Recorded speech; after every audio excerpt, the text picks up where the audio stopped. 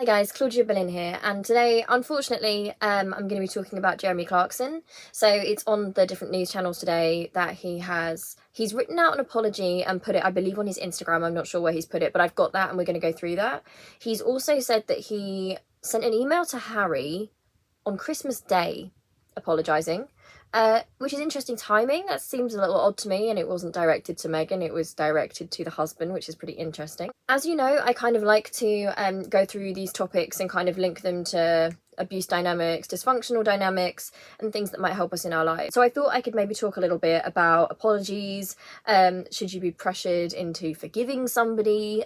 Because that's kind of what I'm seeing this morning. So I woke up this morning and I turned on the television and Good Morning Britain was on.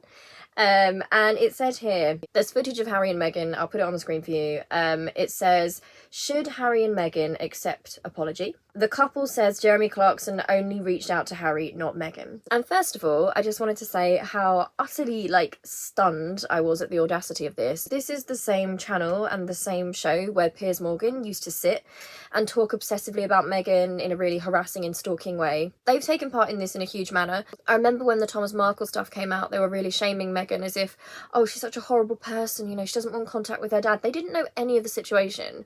Obviously, we now know that Thomas was selling stories to the paper, but again, that's not our business, and it kind of ties into this idea of apologies and how, is it really an apology if the person has to accept it, right? If they're forced and pressured into accepting it, it's not real then, is it? It's just for optics, you know. But this channel has been so instrumental in the bullying of Meghan Markle and making people just in the general public despise her. I think they're trying to desperately cycle back now because they're realising, oh my gosh, there might be consequences. It was just so rich that they were now asking, should Harry and Meghan accept the apology? And this was a debate topic.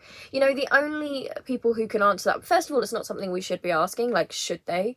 But it's completely up to them is the answer. The answer is however they feel, however they want to deal with it, is the right way to deal with it, because they're the people who've been the victims of this. Therefore, it's up to them whether they accept the apology, you know, how they proceed from there. That's very basic stuff. And I thought this was actually a pretty subtle way of kind of trying to maybe get at them in a way that couldn't really be kind of accused of getting at them. You know, it's just that kind of idea, you know, oh, should they accept it? They haven't accepted the apology. Oh, that sounds a bit mean. So the talking points that I caught, I just happened to turn it on literally when this was happening, is they were talking about, oh no, apologist culture now, you know, oh, he's given into apologist culture.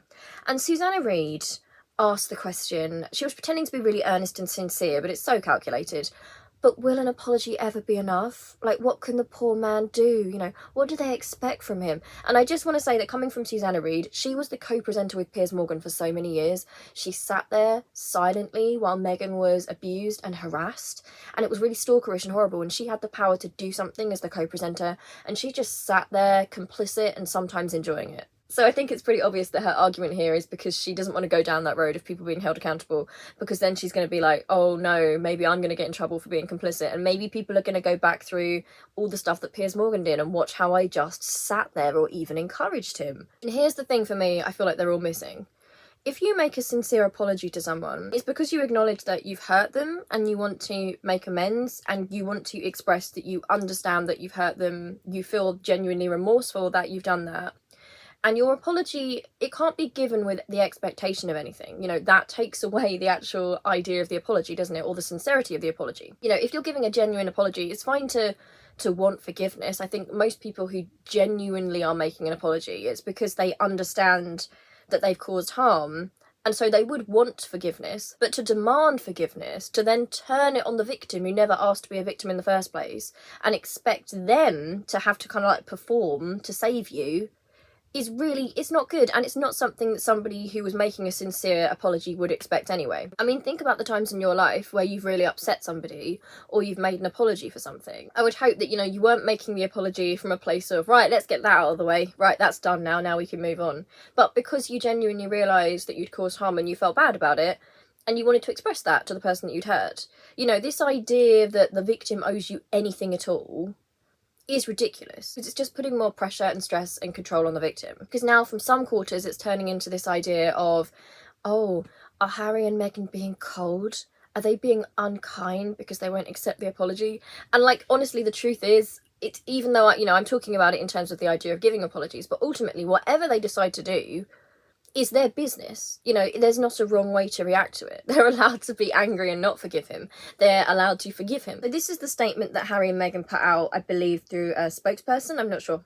On December the 25th, 2022, Mr. Clarkson wrote solely to Prince Harry, the Duke of Sussex. The contents of his correspondence were marked private and confidential. While a new public apology has been issued today by Mr. Clarkson, what remains to be addressed is his long-standing pattern of writing articles that spread hate rhetoric, dangerous conspiracy theories, and misogyny.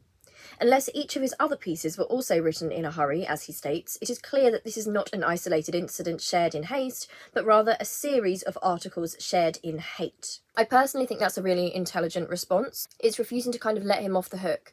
And this is kind of why I wanted to read Jeremy Clarkson's apology. Aside from the fact that he sent an email to Harry, not to Meghan, the victim, is a bit odd. But also the fact he sent it on Christmas Day. There almost seems to be something a little bit manipulative there. I'm not sure. And I also think it's really important that, especially when it comes to the tabloids, you know, it's very easy and it lets a lot of people and systems off the hook if we pin it on an individual. And I think that's kind of what Harry and Meghan have refused to let happen, because they do understand abuse systems. Because if they can just say, oh, Jeremy Clarkson wrote something in haste, it's able to be pushed aside as like one rogue individual, everything's fine. But, you know, what they're pointing out is the fact that he didn't just write it, he wrote it, knew that it would be acceptable. Presumably it went through an editing process. There would have been a team of people that okayed that. You know, the standards of that publication were so low and so used to it in the kind of culture and climate we're in now that it was okayed. So I think it's actually really smart to just refuse to let this be one man's mistake, but also to refuse to let this just be like a slip of the tongue or a mistake. Because I feel like we have to be honest, this was not just something said on the spur of the moment. This was something he wrote, repeated, was edited, had printed, like it was published, and he didn't even seem to realise how bad it was until people kicked up a fuss, right? So that tells us a great deal about his worldview and also the tabloid media, you know, and what we're used to here in Britain, especially when it comes to Meghan Markle. And I do think it's interesting that the people that do these kind of things and say these kind of things, they kind of talk about being like, you know, oh, we're not woke, you know, we're not snowflakes, we're really like, they don't want to be seen as like cowards, right? They want to be seen as kind of tough, like straight talking, I'll tell you to your face. But it all seems very cowardly now, you know. I would have at least expected this sort of person to at least double down, because you clearly meant it because you wrote it. You know, you couldn't have not known how bad it was when you wrote it. And in some ways, I think it just shows their weakness as well, that they're now sort of pretending, oh, dear me, I was misinterpreted. Like, they're such that, you know, I know I made a video about this before, and how those who talk about snowflakes and like woke culture are usually the most sensitive and cowardly people of all. But this is just such a great example of that. Rather than standing by what you said and kind of taking the hits for what you said because you decided to say it, you're making these weird sort of cowardly, oh, I didn't know what I was writing.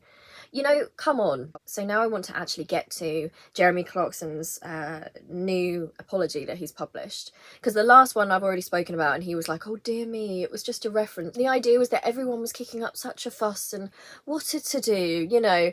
It was kind of like the implication that, it was like that non-apology where it's like, you can kind of read it like, I guess you could say it was an apology. I guess it did fulfill the very basic requirements of something similar to an apology. Not really. But it was also at the same time giving heavy vibes, unspoken vibes of, gosh, these people are overreacting, aren't they? I guess I'll have to say this. You know, it was very tongue-in-cheek. It could be interpreted either way. It wasn't earnest, it wasn't sincere. So this is how it begins. One of the strange things I've noticed in recent times is that whenever an MP or a well-known person is asked to apologise for something, no matter how heartfelt or profound that apology may be, it's never enough for the people who called for it in the first place. So he begins his apology by already doing that, poor little me, I'm the victim, you know, whatever I say, whatever anyone says in this cancel culture, you know, what can we do? You know, there's nothing I can do. What do they want from me? He's positioning himself as the victim already in the very first paragraph. You know, and he's talking about no matter how heartfelt it may be. Okay, but like, this isn't heartfelt, is it? A heartfelt apology would just be saying, this is what I did. This is why I'm sorry. This was why I did it. I really hope you can forgive me. I understand if you can't. And I wish you the best. That's all an apology needs to be, really, isn't it? Rather than this self-pitying, oh, I guess I'll apologise, but, you know, people just won't accept it these days, and it's like, poor little me. And it's so interesting, again, I know I've just said this, but it's these men who present themselves as, like, really tough. You know, I can take anything, I don't care if you don't like me, look, I'll say the unsayable. And then they sit there and act like, oh, society's so mean to me. you know, I'm just a guy trying to say things, and society won't accept my apologies. Like, maybe I'm the victim here somehow. He also says it's never enough for the people who called for it in the first place, which again, like, it kind of implies that he's only doing this because people called for it in the first place. Like, he's being pressured to do it. Poor Jeremy Clarkson being pressured to make an apology about his own wrongdoing. Poor Jeremy Clarkson. He then goes on to say, so I'm going to try and buck the trend this morning with an apology for the things I said in a Sun column recently about Meghan Markle.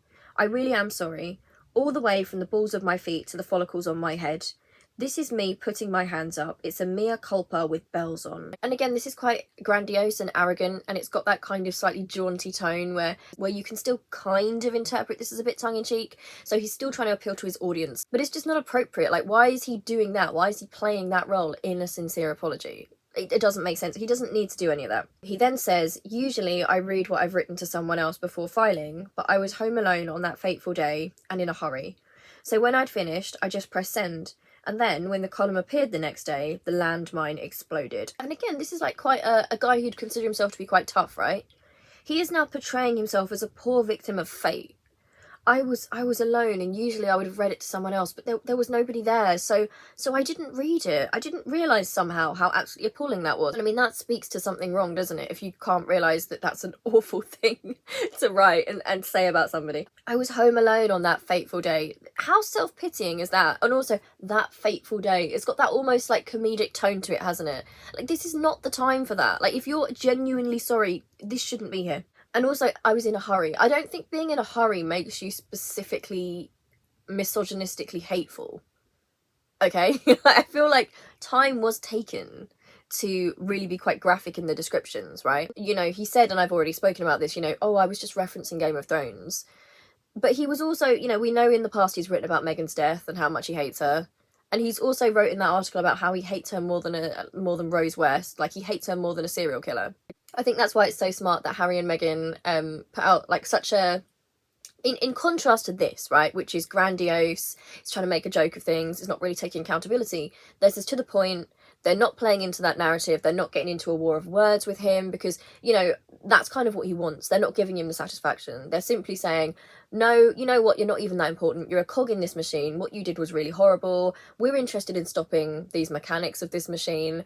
You didn't write it in a hurry. You wrote it with hatred, but that's all we're giving you. And with people like this, I think they want to be special as well. So I think it was very smart that their response was so concise. You know, it kind of wasn't giving anything. It wasn't giving any leeway for him to kind of play this poor guy that's being attacked. You know, you can look at this grandiose writing style, and I think he's going to struggle to come back against that. You know, he's going to struggle to come back against truth and people who won't play into the game, which is precisely what they're doing. This is what Meghan and Harry have learned. Also, and then when the column appeared the next day, the landmine exploded, right?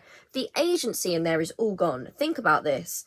And then the column appeared. No, you wrote it, edited it, sent it off, and it was printed as is expected. You know, it wasn't a magical thing that happened. And the landmine exploded. I mean, it's so dramatic, like these massive, you know, military metaphors. And in some ways it almost feels like it's mocking as well. You know, it can be read as mocking, oh, this big deal happened, I'm making all these references to war.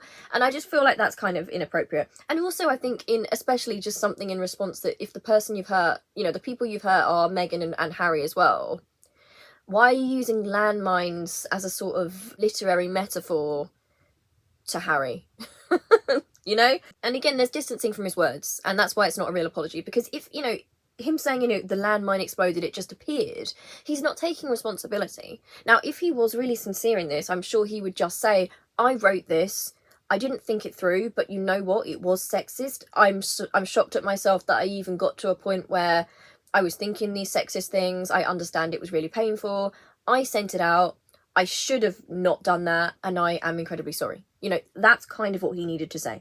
He then says, it was a slow rumble to start with, and I ignored it. But then the rumble got louder. So I picked up a copy of The Sun to see what all the fuss was about. We've all been there, I guess. In that precise moment when we suddenly realise we've completely messed up. You are sweaty and cold at the same time, and your head pounds, and you feel sick. I couldn't believe what I was reading. Had I really said that? It was horrible. So my master's in creative writing is coming in very handy here. So it was a slow rumble to start with. So to him, it was just background noise. You know, he was writing this hateful thing about a person, feeding into a hate campaign, but to him it was nothing, right? It was just background. It wasn't personal to him because she wasn't a person to him. He's got by in his career, and I won't get into in this video, but you know, his history of homophobic comments and sexist comments and dodgy things he's said and ableist comments. This is how his career's run. This is how he lives his life. He doesn't think of other people with empathy, like they're not other human beings to him. You know, he picked up a copy of The Sun to see what all the fuss was about. And again, it's acting like, you know, I'm too big to care about it. You know, what's all the fuss about? Guess I'll pick up a copy of The Sun. He then says we've all been there, I guess. And I kind of feel like, yeah, I feel like we've all been in a situation where we have messed up. I do understand, like, we have. But then I don't think those of us who, like, genuinely felt sorry or realised we'd done wrong, as we know, we all do things wrong and we all feel sorry from time to time, and we hopefully apologise to people. I don't think we then turn around and act like the victim is making a big deal out of nothing. You know, I don't think that's what we would do. I don't think that's the right thing to do, and it doesn't show learning. This actual text is undermining what he kind of wants to put out there, I think. You know, we've suddenly realised we've completely messed up. And I mean, I don't know, I kind of do agree in the sense that, you know, our British media has been so hateful towards Meghan, so disgusting. She's become less than human to these people. And in some ways I do understand that it got to a point, not to excuse him, but it got to a point where it was so normalised that people had just, you know, looking at it with empathy and thinking of Meghan as a human being, which should be an easy thing to do, it's really disgusting and it's upsetting. But these people don't think of her as a human being. It took the outrage and repercussions to even make them realise that they were acting as if she was less than human. You know, he's saying, oh, sweaty and cold at the same time and your head pounds. And it's, look, I understand, yeah, of course, you know, when you feel guilty about something, that is what happens. But it's not the time to put that in right now, because this is the time when you are apologising and explaining that you understand the pain and that you hope you can be forgiven for it. It's not really the time to talk about that. It's not that it's wrong to talk about that, it's just, it's a weird time to do it. You know, we haven't even got to the apology to Meghan yet, and we've already had this self-pitying stuff. The victim has to come first. Like, maybe say this stuff after, but Meghan is the person that was hurt here. Where is she in any of this? It's just about Jeremy Clarkson. He said, I knew what had happened straight away. I'd been thinking of a scene in Game of Thrones, but I'd forgotten to mention this. So it looked like I was actually calling for revolting violence to rain down on Meghan's head. Now, this is completely fake and it's really deceptive and manipulative. Jeremy Clarkson is not a nice person. He's quite a disgusting person, but he's not unintelligent. And I think he understands that even though, you know, this is a scene that happened in Game of Thrones, to wish that on someone in an article where you say you hate them so much, you hate them more than a serial killer, it's still a really evil thing to do. It doesn't make it any better. I mean, I said this in another video, but if I said to Jeremy Clarkson, if I described a really graphic, horrible scene of someone getting tortured in a show, and then I said, I want that to happen to Jeremy Clarkson, but I said that really explicitly about what happened. And then I also said, I hate him more than serial killers. I think he'd be able to understand, wait, that's not very nice. You know, this whole Game of Thrones cop-out. Okay, you used a reference from Game of Thrones. Why did you do that? Why did you do that? Why did you think that was appropriate? Like, why were you saying you wanted that to happen to Meghan? You're still saying that you wanted a misogynistic hate crime to happen to Meghan. And worse, you somehow thought this was funny. That's how far you've dehumanised her. He then says, I was very angry with myself because in all those controversial days on Top Gear, when I was accused of all sorts of things, it was very rarely sexism. We never did women can't park gags, for instance, or suggested that powerful cars were only for men. And I was thrilled when Jodie Kidd and Ellen MacArthur set fastest ever laps in our reasonably priced car. I'm just not sexist and I abhor violence against women, and yet I seem to be advocating just that. Okay, let's go through this. I was angry with myself. Angry with yourself? No, I mean, you shouldn't be feeling anger, you know, it's like, oh, I wish, oh, I got caught, didn't I? Oh, I'm angry with myself. That's not the appropriate feeling. Where is the guilt? You know, I felt it's about him. He wasn't thinking, oh my gosh, I'm horrified that I've made her feel that way. He's not thinking, oh my gosh, my words have hurt that woman, I hope she's all right. He's, oh, I'm angry with myself, you know. All those controversial days on Top Gear. Top Gear was incredibly sexist, you know, it was all these, it was like pretty homophobic, it was like lad culture back in the day. He says he was rarely accused of sexism, but I mean, he kind of was, you know, the whole show was. Why is he saying we never did women can't park gags, for instance? That's basically him making that joke right now. That's him appealing to his audience of anti-woke people. And they'll be like, oh, he managed to get the joke in, that's so funny. Why is him being thrilled about women setting fastest ever laps? Why has that got anything to do with him being a sexist or a misogynist? You know, often misogyny and sexism is about control. So if you've got women on your environment where you're in charge, you're one of the hosts, like he had a lot of power on that show, right? And they're part of your show and making your show exciting and better. Of course you're not going to be against them. So that's what I think when people think about sexism and misogyny. Don't look at how sexist men treat women who agree with them and do what they want. Look at how they treat women who think differently to them, who stand up against them, right? It's fine to disagree with someone, it's fine to be like an enemy of somebody, but watch if they're doing it in a way that's misogynistic or it's dehumanizing, right? That's how you know it's sexism. Sexists will often say, you know, oh, I've got a fine relationship with this woman here. And it's like, yeah, but what do you like if she disagrees with you? Like, do you use your power against her? How do you treat her then? Do you talk to her the way you'd talk to a man you disagreed with? And often the answer is no. He says, I'm just not sexist and I abhor violence against women. Well, that's not true. You know, sexism, he is sexist. Sorry, what he said was sexist, and the fact he can't even see that shows me that he is so deeply that he doesn't understand it. I abhor violence against women. Why? I don't understand then why he would wish that scene from Game of Thrones on Meghan. He's not an unintelligent man, you know, he's just a coward. Because he knew what he was pushing, right? He knew what he was part of, like pushing this hatred against Meghan. He then says, I was mortified and so was everyone else. My phone went mad. Very close friends were furious. Even my own daughter took to Instagram to denounce me. You know, it's still all about him. I was mortified. Oh, look what I've done. He wasn't thinking about Meghan. He wasn't thinking, I've upset this woman who doesn't deserve it. He wasn't thinking, oh gosh, you know, how do I make this right with her? I feel awful. Like, how do I send her some flowers or send her a message or something? Like, he wasn't thinking about her. He was thinking about himself. And again, the only reason he's doing this is because luckily his friends and his family, his daughter, who's actually really stood up to him and been pretty amazing in this, you know, the only reason he's doing this now is because he's facing some repercussions from people, which is why it's really important that we're allies. You know, I really respect and admire any of the men in Jeremy Clarkson's life who have some degree of power, who've turned around and said to him, you know what, no, we don't accept that. Because that's made him change. And I know it's not a change from his heart. It does seem to be this sort of pressure from people around him that have made him do this. You know, he obviously doesn't want to do this. Even my own daughter took to Instagram to denounce me. Like, again, it sounds so dramatic, you know, to denounce me sounds like, oh, I've been cancelled, I've been denounced. I mean, that's also really reductive. Like, you know, what your daughter did was very brave because she kind of came out in a situation that was so charged. Obviously she's connected to Jeremy Clarkson, so people were probably thinking, you know, what's she going to say and, you know, what's she going to do about it? And she took that position very boldly that could leave her attacked by the very audience that her father courts. You know, and she said she found it really disgusting, it really upset her, and it wasn't acceptable. You know, this whole, oh, she denounced me on Instagram, it's almost demeaning it. He then says, the Sun quickly apologised and I tried to explain myself, but still there were calls for me to be sacked and charged with a hate crime. I just want to say here, look, the Sun apologised and I tried to explain myself, but still there were calls for me to be sacked. You know, he's the victim here.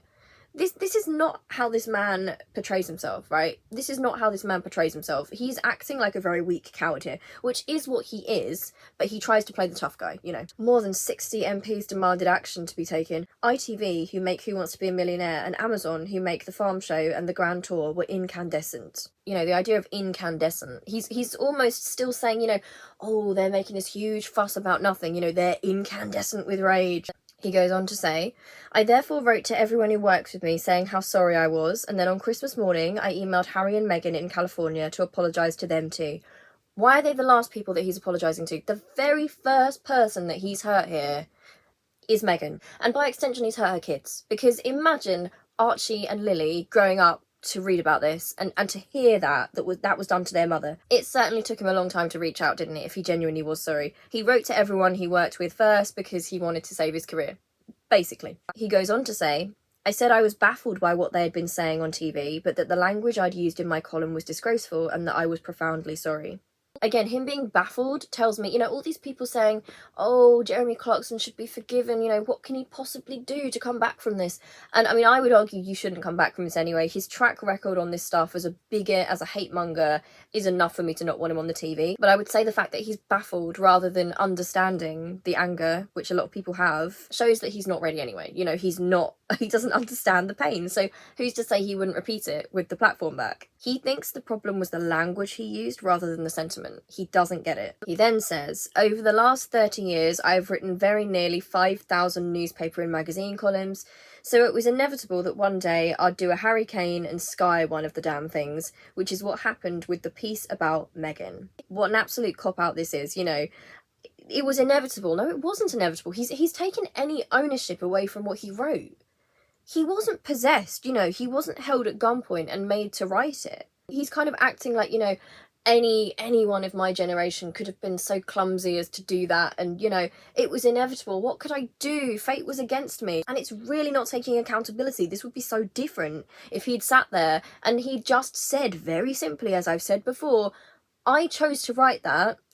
I'm really sorry about writing that. Most of all, I'm sorry to Meghan and to her family, and I'm also sorry to the people around me that I wrote that. I hope you'll be able to forgive me. I hope you know that I understand what I did wrong and that I'm going to make changes to make sure that I change my mindset about that. You know, that's what was needed. He's not displaying any of those very basic things, and that's why I'm so angry that people are still acting like, what can he possibly do? It's like a witch hunt. How can he ever be forgiven? Not to go round in circles, it's Harry and Meghan who get to decide whether or not to forgive him. But more than that, the whole what could he possibly do brigade, acting like he's being unfairly victimised. He hasn't shown any understanding of why what he did was wrong that would give you faith that he wouldn't do it again.